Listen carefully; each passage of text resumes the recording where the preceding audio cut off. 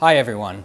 I'm sorry that I cannot be there with you today. However, I appreciate that we have this opportunity to both thank you for all your hard work and let you know how committed GSA is to sustainability. Sustainability is more than a goal for us. It's one of our agency's guiding priorities. As the landlord of the federal government, we have a responsibility to ensure that our buildings, which are located throughout the country, are operated as efficiently and effectively as possible. Sustainable building standards have increased the performance of GSA buildings and helped us avoid over $380 million in energy and water bills since 2008. We're also the acquisition agency for the federal government. Today, GSA's estimated business volume is $65 billion.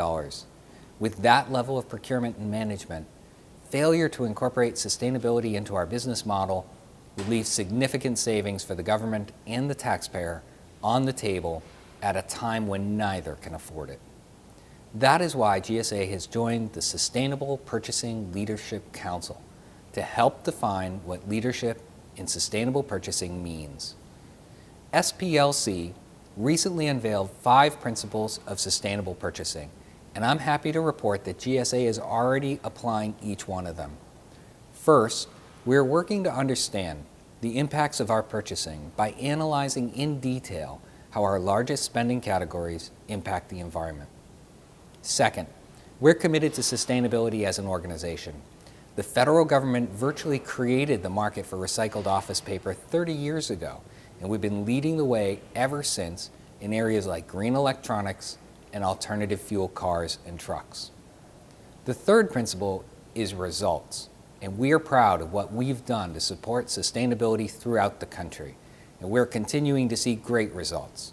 Just a few weeks ago, GSA awarded our first ever government-wide contract that considered the carbon footprint as part of our decision-making process.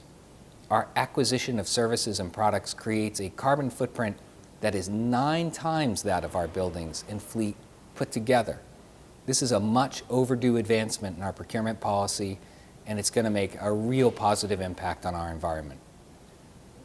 We know we can't do that everywhere yet, and that brings me to the 4th principle, which is innovation. We're working with many of our partners to understand the exact carbon footprint of services we buy from them. We know these emissions aren't free. We're paying for them in hidden costs, but that doesn't make them any less real. Being able to understand and manage these costs is an important step forward.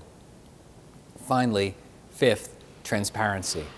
This is a principle which is very important to us at GSA. Spending the tax dollars of the American people is a responsibility we don't take lightly. We work tirelessly to ensure that the country can see how we're spending their money. With tools such as usaspending.gov, we put every federal contract award online, including our greenhouse gas inventories, for the public to see and analyze.